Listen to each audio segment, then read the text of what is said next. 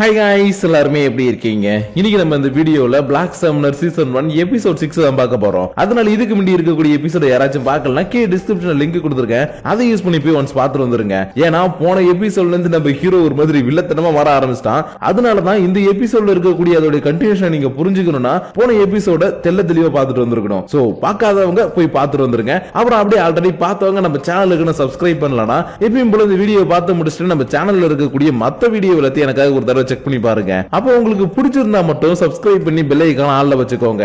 இல்ல எனக்கு அப்பயும் பிடிக்கலடானா ஒரு பிரச்சனை கிடையாதுங்க. நம்ம சேனலோட நேம மட்டும் ஞாபகம் வச்சுக்கோங்க. உங்களுக்கு தோன்றப்பெல்லாம் சர்ச் பண்ணி பார்த்து என்ஜாய் பண்ணுங்க. ஏன்னா நீங்க இப்ப பாத்துக்கிட்டு இருக்குது இன்ஃபினிட்டி அனிமேஷன் சேனல். வாங்க டைம் வேஸ்ட் பண்ணாம இந்த எபிசோடுக்குள்ள போயிடலாம். சோ இந்த எபிசோட ஓபன் பண்ணது நம்ம ஹீரோ சாரா கிட்ட இது உனக்கு ஓகேவான்ற மாதிரி கேட்க எனக்கு ஓகே தான் சொல்லிட்டு இவனுடைய கான்ட்ராக்டுக்கு சம்மதிச்சு இவனுக்குள்ள வரவும் அவளுடைய ஞாபகங்கள் எல்லாத்தையுமே பார்த்துட்டு இவனுக்கு ரொம்பவே கஷ்டமா இருக்குது. ஏன்னா விக்டர் தானே இத்தனை வருஷமா இவளை வளர்த்துட்டு இருந்தாரு. அதனாலதான் விக்டருடைய இந்த நிலைமைக்கு என்ன மன்னிச்சிருப்பான்ற மாதிரி மன்னிப்பு கேட்கவும் இல்ல நீ மன்னிப்புலாம் கேட்க தேவையில்ல, இது அவருடைய முடிவு தான்றதுனால என்னால ஏத்துக்க முடியுது. ஆனா எனக்கு ஒரே ஒரு சின்ன கஷ்டம் தான். ஏன்னா இத்தனை வருஷமா என்ன பாதுகாக்கிறதுக்கு மட்டும் தான் என் கூடவே இங்கே இருந்தாரு. ஆனா அவர்கிட்ட கடைசியா ஒரு தேங்க்ஸ் கூட என்னால சொல்ல முடியலன்ற மாதிரி இவ சொன்னதுக்கு அப்புறமேட்டு தான் இவளை கூட்டிட்டு வந்து அட்வென்ச்சர் கில்ட்ல சேர்த்து இன்னைக்கு இவளுக்கு புது ஆர்மரியை நம்ம ஹீரோ கிரியேட் பண்ணி கொடுத்துருக்கான். ஏன்னா இருக்க இவனுடைய டீம் ப்ரோமோட் ஆயிட்டே இருக்காங்க இல்லையா, அதனாலதான் எந்த அளவுக்கு நம்ம ப்ரோமோட் ஆகிறோமோ அந்த அளவுக்கு அப்கிரேட் ஆகணும்னு இவன் டீம்ல இருக்கக்கூடிய மெம்பர்ஸுக்கு தேவையான ஸ்வாடு பொருள் எல்லாத்தையுமே ரெடி பண்ணி கொடுக்க ஆஃபில் இவங்களுக்கு தேவையான Dress எல்லாத்தையுமே தச்சு கொடுக்குறா. ஏன்னா எப்படி நம்ம ஹீரோ கிட்ட பிளாக் ஸ்மித் டைட்டில் இருக்குதோ அதே மாதிரி இவகிட்ட அந்த துணி தைக்கக்கூடிய மேஜிக் பவர் எல்லாம் இருக்குது. சோ அதனாலதான் அந்த மேஜிக்கை யூஸ் பண்ணி இன்னைக்கு இவளுக்கு ஆர்மர் Dress எல்லாத்தையுமே தச்சு கொடுத்ததுக்கு அப்புறம்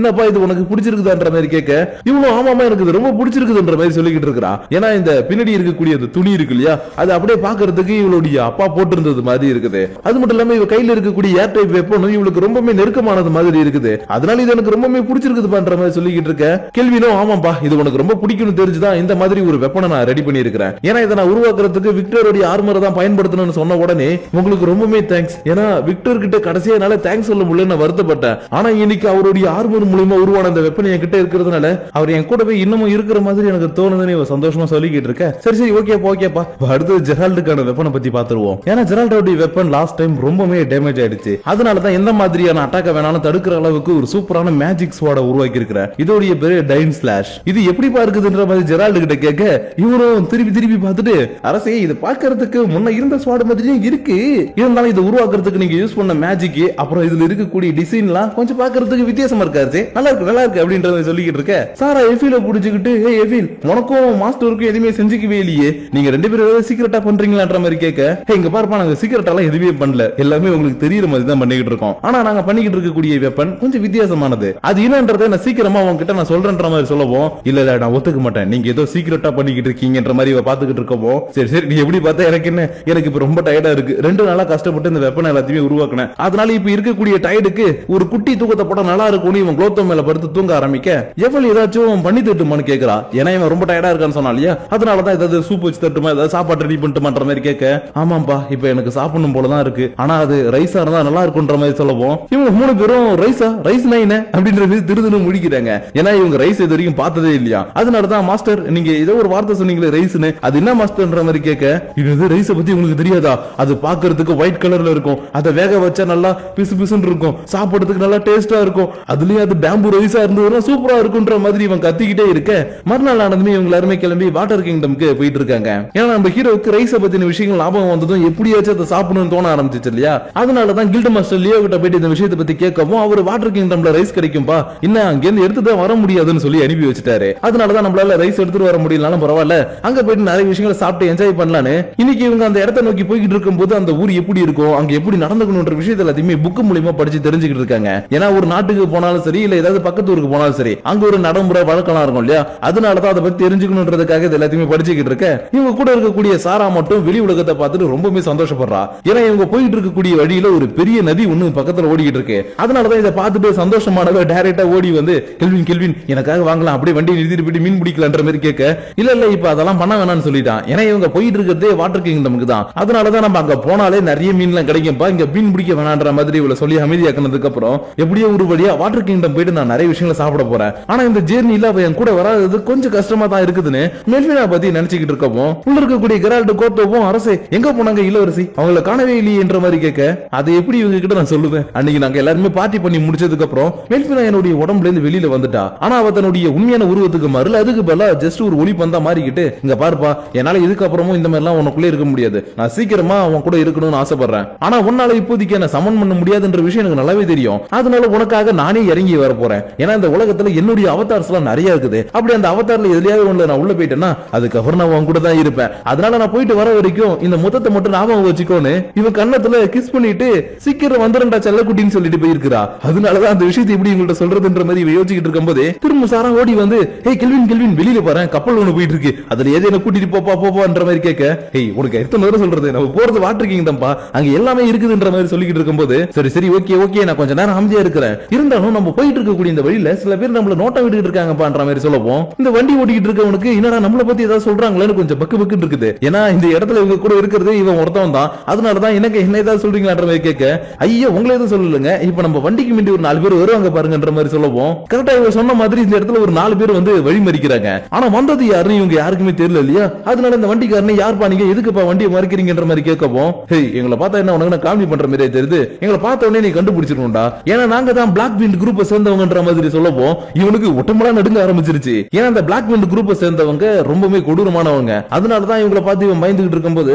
நம்ம ஹீரோவும் வந்திருக்கவனுங்கன்னா அந்த அளவுக்கு பெரிய ஆளான லைட்டா ஸ்கேன் பண்ணி பார்க்க ரொம்பவே லோ பவரா காட்டியிருந்திருக்கும். அதனால சரி ஓகே நான் போய் இவங்களை அடிச்சவன செத்துருவானுங்க, நீ போய் இவனுக்கு கூட கொஞ்ச நேரம் விளையாண்டுட்டு வாமான்னு சாராவை போய் இவங்களை சமாளிக்க சொல்லவும், இவ டக்குன்னு ஆர்மர் எல்லாம் மாட்டிக்கிட்டு நான் போய் ஒரு கை பாக்குறன்ற மாதிரி கத்திக்கிட்டு இருக்கா. ஆனா இவங்க கூட சண்டை போடுறதுக்கு ஆர்மர் எல்லாம் தேவையே இல்ல, வெறும் கையை மட்டும் யூஸ் பண்ணா போதுன்ற மாதிரி சொல்லவும், இவனும் சரி சரி ஓகே ஓகே ஆர்மர் யூஸ் பண்ணலாம்னு கைட்டி வச்சுட்டு முன்னாடி வந்து தில்லா நிக்க, இந்த கூட்டத்துல இருக்கக்கூடிய ஒரு பொண்ணு மட்டும் இவளை பார்த்துட்டு, இங்க பாருப்பா அந்த பொண்ணு பாக்குறதுக்கு நல்லா அழகா இருக்கிறா, அதனால அவளை வித்தா நல்லா காசு தரும், சோ அவன் மேல எந்த ஒரு கீரலும் படாம அவளை அடிச்சு இந்த பக்கம் கூட்டிட்டு வான்ற மாதிரி சொல்லவும், ஒருத்தவன் மட்டும் நீ எதுக்கும் கவலைப்படாத, பொண்ணுங்க எல்லாம் பூ மாதிரி ஹேண்டில் பண்ணணும், இப்ப எப்படி ஹேண்டில் பண்றேன்னு சொல்லிட்டு பக்கத்துல போக அடுத்த செகண்ட் 10 அடி பறந்து போய் விடுறான். ஆனா அப்போ இந்த கூட்டத்துக்கு தலைவியா இருக்கக்கூடிய இந்த பொண்ணு கவலைப்படல. அதுக்கு பதிலா இங்க பாருங்கடா அவன் லோ பவர்ல இருக்கான், அதனால அவன் ஈஸியா அடிச்சிட்டா, நீங்க 2 பேரும் போயிட்டு அவளை புடிச்சிட்டு வாங்கன்னு சொல்லி அனுப்பி வைக்க இவனும் அடுத்த செகண்டே பறந்து போய் எட்ட விடுறானுங்க. அதனால இங்க என்னடா நடக்குது, சரி ஓகே இப்படியே போயிட்டு சரி வராது, என்னுடைய ஸ்பெஷல் ஆயுதத்தை யூஸ் பண்றேன்னு டேய் மலமாட்டு சீக்கிரமா வந்து அட்டாக் பண்ணடான்னு சொல்லவும், ஜெய்ஜாண்டிக்கா இருக்கக்கூடிய ஒருத்தன் பெரிய சுத்தி எடுத்துட்டு வந்து ஓங்கி ஒரு அடி அடிப்பான். ஆனா இவன் அசால்ட்டா அதை எல்லாத்தையும் ஒரு கையில டச் பண்ணிட்டா.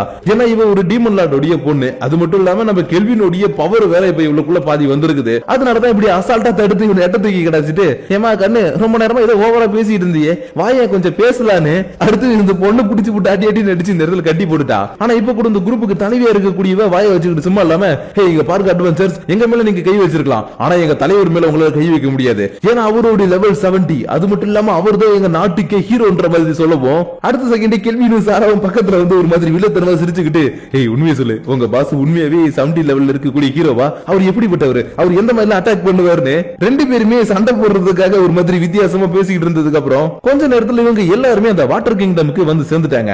ஆனா என்ன இந்த வாட்டர் கிங்டம் பாக்குறதுக்கு அப்படியே ஜப்பான் மாதிரி இருக்குது, அதாவது ஜப்பானுடைய பழைய ட்ரெடிஷனல் இடம்லாம் இருக்கும் இல்லையா, அந்த மாதிரி இந்த இடம் இருக்கிறத பார்த்ததும் பரவாயில்லையே, இந்த இடத்துல ரைஸ் கிடைக்கிறது மட்டும் இல்லாம இந்த இடம் பாக்குறதுக்கு அப்படியே ஜப்பானுடைய ட்ரெடிஷன்ல இருக்குது, இது எனக்கு ரொம்பவே பிடிச்சிருக்குது பண்ற மாதிரி பாத்துக்கிட்டு இருக்கும்போது இவன மாதிரி தான் சாராவும் தனக்கு முன்னாடி இருக்கக்கூடிய பெரிய கடலை பார்த்துட்டு ரொம்பவே சந்தோஷமா பாத்துக்கிட்டு இருக்கா. ஏன்னா விக்டர் தான் சொன்னார் இல்லையா, கண்டிப்பா நீங்க ஒரு நாள் கடலை பாப்பீங்கன்னு, அதனாலதான் இப்ப இந்த கடலை சந்தோஷமா பாத்துக்கிட்டு இருந்ததுக்கு அப்புறம், ஹே கெல்வின் எனக்கு ஒரே ஒரு ஆசை, எனக்கு நீச்சல் அடிக்க கத்துக்கூடாப்பா, எனக்கு இந்த கடல்ல குளிக்கணும் போல இருக்குன்ற மாதிரி கேட்கவும், ஓகேப்பா அதுக்கு என்ன தாராளமா நான் உனக்கு நீச்சல் கத்து கொடுக்குறேன், ஆனா அதுக்கு முன்னாடி நம்ம செய்ய வேண்டிய வேலை நிறைய இருக்குதுப்பா, ஏன்னா இவனுக்கு அட்வென்ச்சர் கில்டர்ல கொடுக்கணும், அப்புறம் நம்ம ரைஸ் வாங்கணும், சோ இந்த வேலை எல்லாம் இருக்குல்ல அதெல்லாம் முடிச்சுட்டு உனக்கு நான் கத்து கொடுக்குறேன்ற மாதிரி சொல்லவும், இவன் எல்பியை பிடிச்சிக்கிட்டு, எப்பா நீனாச்சும் கடல்ல குளிச்சிருக்கியாப்பா, உனக்கு நீச்சல் தெரியுமான்ற மாதிரி கேட்க, எனக்கு தெரியாதுப்பா, இருந்தாலும் நீ கத்துக்க போறல, அதனால நானும் உன் கூட சேர்ந்து கத்துக்கிட்டு ஜாலியா இந்த இடத்துல எல்லாருமே சேர்ந்து குளிக்கலான்ற மாதிரி சொல்லிக்கிட்டு இருந்ததுக்கு அப்புறம் இன்னைக்கு அவங்க வர வழியில புடிச்சிட்டு வந்த எல்லாரையும் இந்த வாட்டர் கிங்டம்ல இருக்கக்கூடிய அட்வென்ச்சர் கில்ட்ல ஒப்படைச்சிட்டு இந்த கில்டோடைய மாஸ்டரை பார்க்கலான்னு போனா இவங்களுக்கு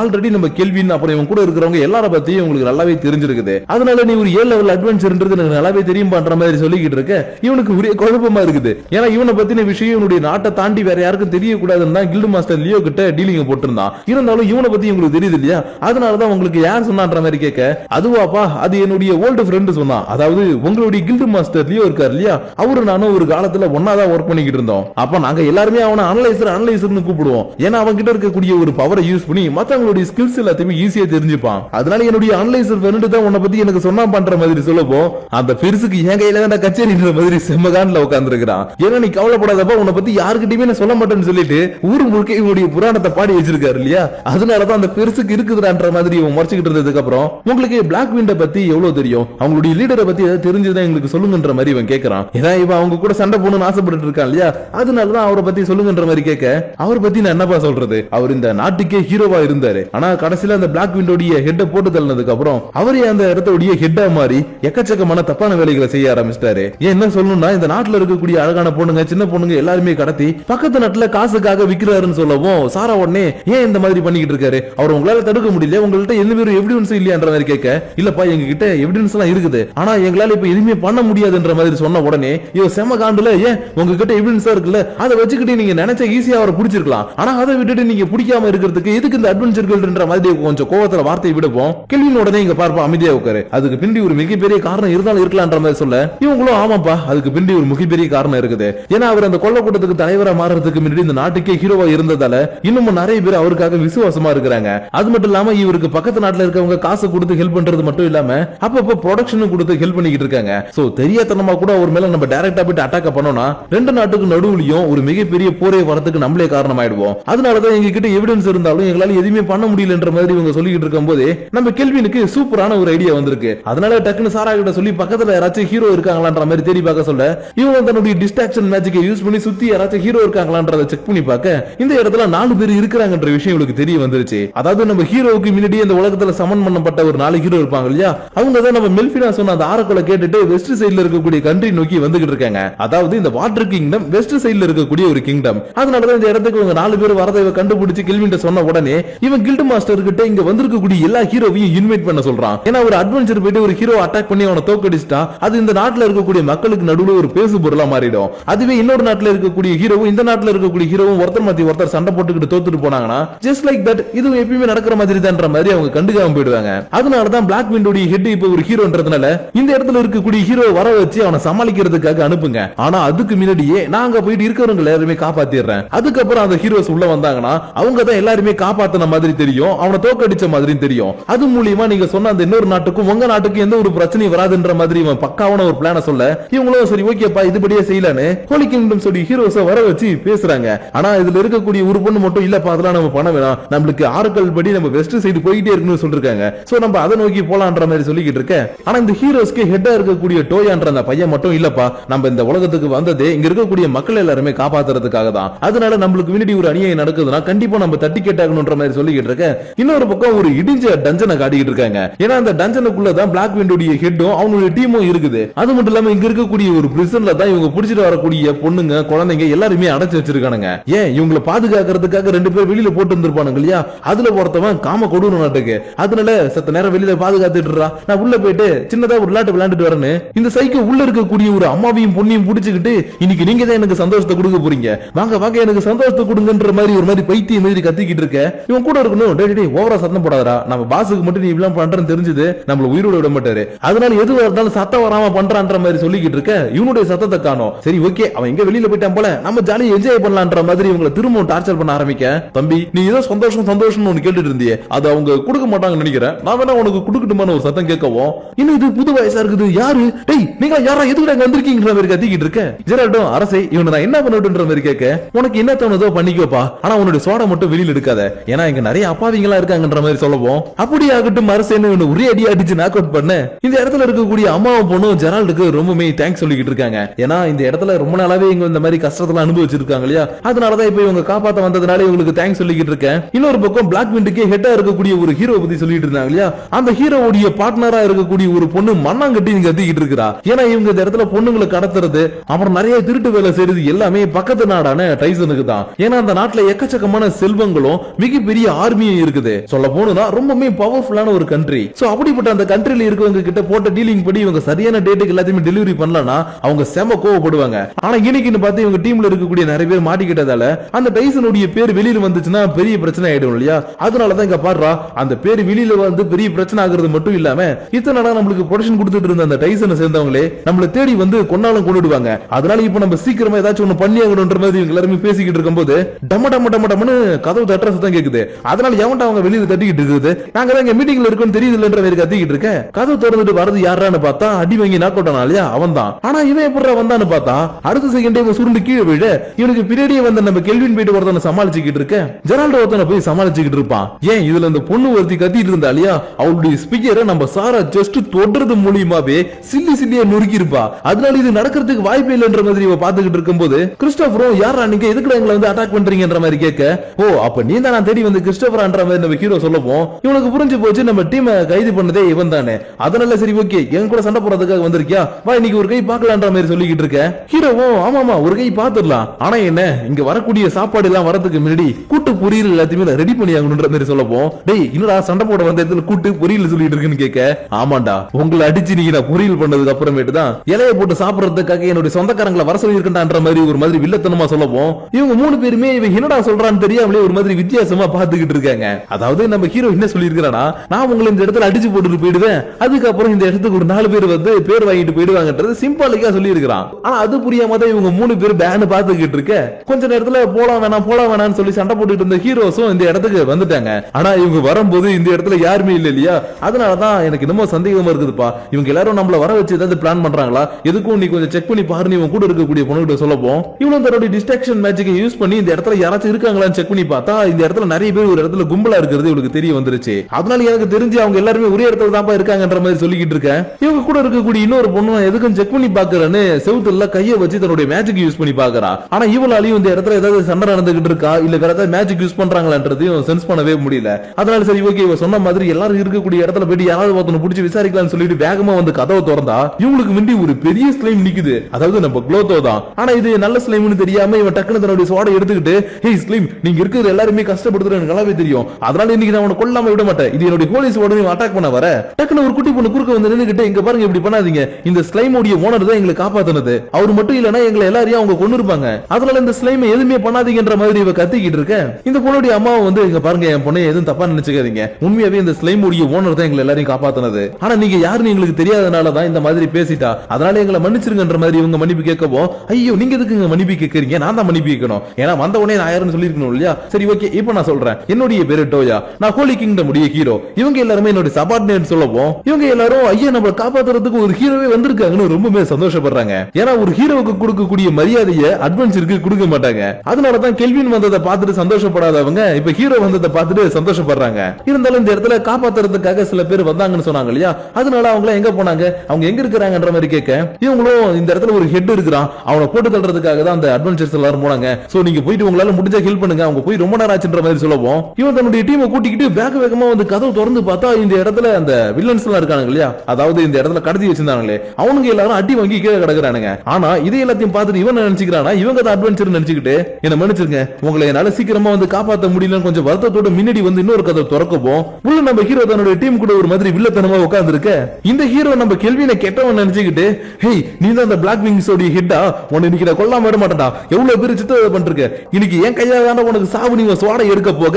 ஹீரோ பார்த்துட்டு ஓகே எல்லாமே என்னுடைய பிளான் படி தான் போயிட்டு இருக்குன்ற மாதிரி பாத்துக்கிட்டு இருக்கவும் அப்படியே இந்த இடத்துல இந்த எபிசோட முடிச்சிட்டாங்க. சோ गाइस இன்னைக்கு நம்ம பார்த்த இந்த எபிசோட் உங்களுக்கு பிடிச்சிருக்கும்னு நினைக்கிறேன். ஏன்னா மத்த அனிமேல எல்லாம் பாத்தீங்கன்னா ஹீரோ பவர்ஃபுல்லா இருக்கிறானா அமைதியா இருப்பான், தன்னால முடிஞ்ச ஹெல்ப் பண்ணுவான், இல்லனா யாருக்கும் தெரியாம ஏதாவது பண்ணிட்டு போவான். ஆனா இந்த அனிமையை பொறுத்த வரைக்கும் நம்ம ஹீரோ அப்படி கிடையாது, என்கிட்ட பவர் இருக்குதா வாங்கடா நான் வில்லத்தனமான சில விஷயங்களை பண்றேன், அது மூலமா நான் ஹீரோஸை காட்டுறேன்னு நிறைய வில்லத்தனமான விஷயத்தை எல்லாத்தையும் செஞ்சுக்கிட்டு இருக்கிறான். அதனால இந்த இடத்துல நம்ம வேணும்னா ஒரு டயலாக் ஆட் பண்ணிக்கலாம், நீங்க நல்லவரா கெட்டவரா கரெக்டா பொறுத்தது இல்ல. சரி ஓகே இதுக்கப்புறம் என்ன நடக்க போகுது ஏது நடக்க போகுதுன்றது எல்லாத்தையும் நம்ம நெக்ஸ்ட் எபிசோட்ல பார்ப்போம். ஏன்னா ஹீரோஸ் அவரை வச்சு இவன் தனத்தனை வில்லனா காட்டிக்கிட்டு இருக்கான் இல்லையா, அதனால நெக்ஸ்ட் எபிசோட்ல இருக்கக்கூடிய தரமான செய்தியோட உங்களை நான் நாளைக்கு வந்து மீட் பண்றேன். ஆனா அதுக்கு முன்னாடி உங்களுடைய பர்சனல் தாட்ஸ் அண்ட் வியூஸ் எப்பயும் போல கீழே இருக்கக்கூடிய லைக் ஷேர் பட்டனை தட்டி விட்டுட்டு அதுக்கு கீழே இருக்கக்கூடிய கமெண்ட் செக்ஷன்ல கமெண்ட் பண்ணுங்க. அப்படி நீங்க பண்ணக்கூடிய அந்த கமெண்ட்ஸோட சேர்த்து உங்களை நான் நெக்ஸ்ட் எபிசோட வந்து மீட் பண்ற வரைக்கும் உங்களிடமிருந்து விடைபெறுவது உங்கள் நான்.